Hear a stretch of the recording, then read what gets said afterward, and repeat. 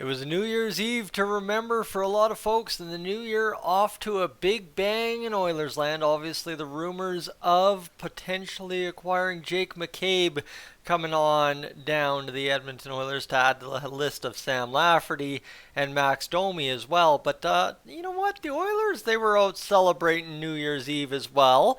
And I'm going to show you a photo in a moment that you've probably already seen all over social media because it is the biggest thing in Edmonton Oilers land today. Other than this whole new setup we got going here for the new year, I figured, I don't like how the old set was looking. No matter what I did, it didn't seem to work. But now joining the rest of Oilers, I can't use that because that would be copyright, I guess. The rest of Oilers land out here streaming, recording from the corner of whatever room they're in. So hence, there we go. New corner, new corner, new corner. Let me move. Got the Colorado Rockies jersey back in here. I got every single jersey except for my fake Blue Jays jersey that I picked up at the thrift store all those years ago up here on the wall now. Obviously, that is the Bakersfield Condors jersey, which we'll have for a different angle using the professional camera, but that is where we sit tonight.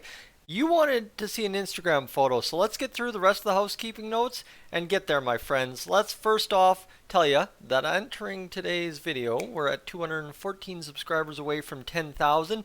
My friends, if you'd be so kind to consider hitting that subscribe button, that'd be greatly appreciated because my goal, like I said on Twitter today, is simply just for 2023 to get 10,000 subscribers done with. Well, we can do that this month if I'm smart enough and if I work hard enough. So if you'd be so kind to hit that subscribe button, that would be greatly appreciated. Secondary too, you see the like and notification graphic is now down.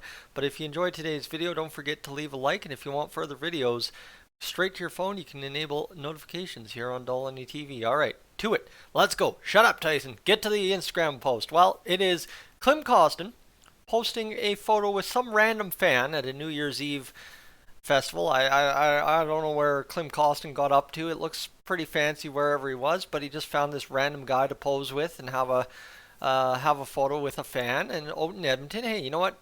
Klim Kostin, he's a legend. He's a man of the people. Heck, he even gave me and Patrick a photo, right? Like, oh my God, two random YouTube guys, and then he just finds this random guy in a black and white attire and hey, I'll take a photo with you, friend. Whatever, don't mind me.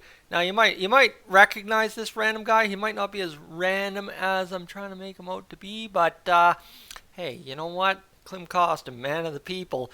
But what I really missed when I zoomed in there, and this is the fun we're gonna have. If you've watched Dolynny TV with this, the players' Instagrams and Snapchat stories and stuff that I've shared before. This is stuff that I typically don't follow because I just don't have the time to consume it all. But when you look at it here, there's something right here. That random guy, he looks familiar, but just a nice guy, Klim Kostin, taking pictures with a fan.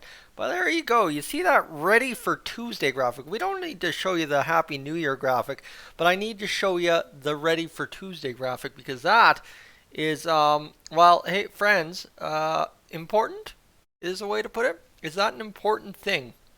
I think it is. Because that the post-game celebration... Oh my goodness, I can't cut the graphic off. Anyway, the post-game celebration between the Winnipeg Jets and Edmonton Oilers... Sorry, that was bugging me. I tried something new, but it was bugging me.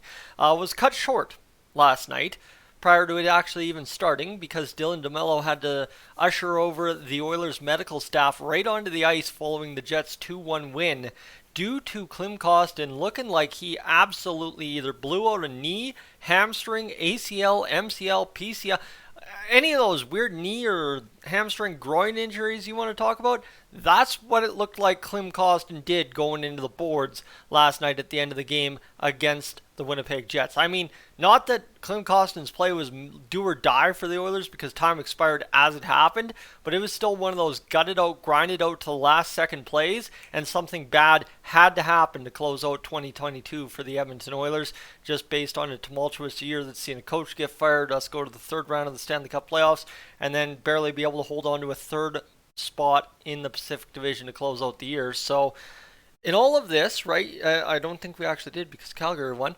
But when you look at this all, right, Klim Kostin goes down hurt. He has to be helped off. He's limping off the ice under the support of teammates, his line mates out there at the end of the game.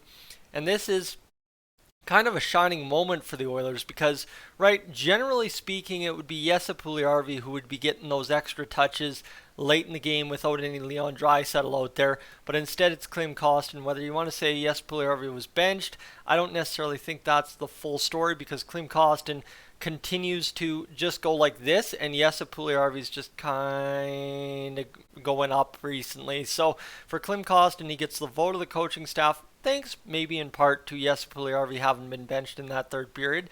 And he goes out there and absolutely lights it up with the rest of the team for the last 2 minutes of the game. But unfortunately, when it comes down to it, he is the man, right, who's been blitzing out there for the Oilers. 9 points in 22 games? Name a top 6, bottom 6 forward for the Oilers producing at that rate so far this season, not named any of the big boys or Jesse Puljujärvi or Kailer Yamamoto, because simply put, no one's doing it. But when it comes down to it for Klim Kostin, he's got the high, he's riding it. Oh my goodness, we've finally found depth scoring. And then he goes down injured on New Year's Eve postgame. Well, that seems like a very typical thing, but we go back to this photo and he's saying ready for Tuesday with the old muscles emoji, which is fantastic because that's the big thing about Klim Kostin is he's a lot more than 9 points in 22 games.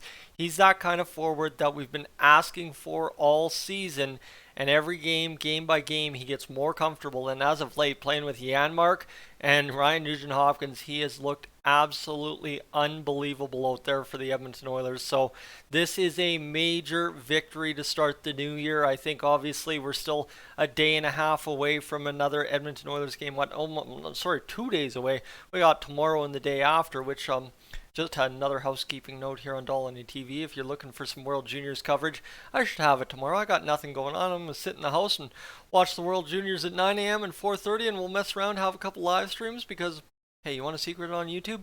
You want to start months hot, and that's how we're going to start the month hot. Even if it's not so great, it'll be better than nothing. But that's where it is, right? We have to wait until January 3rd to face the Seattle Kraken and then get things rolling for the 2023 calendar. In one of those, you have to win games that I was talking about in a video earlier in the week. So that's where we sit. Klim Kostin ends up not injured. Thankful. You know, I almost wish it was Thanksgiving instead of New Year's, but hey, we'll start the new year anew without an injury to Klim Kostin. It all works out for me, and we'll be able to take things home, hopefully, in the game against the Seattle Kraken, and another one where we should be able to bounce back up into that top 3 if everything keeps going according to plan. Friends, I'm Tyson, this is Dolynny TV. Thank you so much for tuning in this evening. It's my great pleasure to have you along, as always, and I will catch you folks tomorrow for some World Juniors talk. Oh yeah, let's do it. Hey, why not? Sweden, Finland, 9 a.m. tomorrow morning. It's Monday. You know my body will be telling me to get out of bed. So let's get out of bed Monday morning. Let's have a little bit of fun.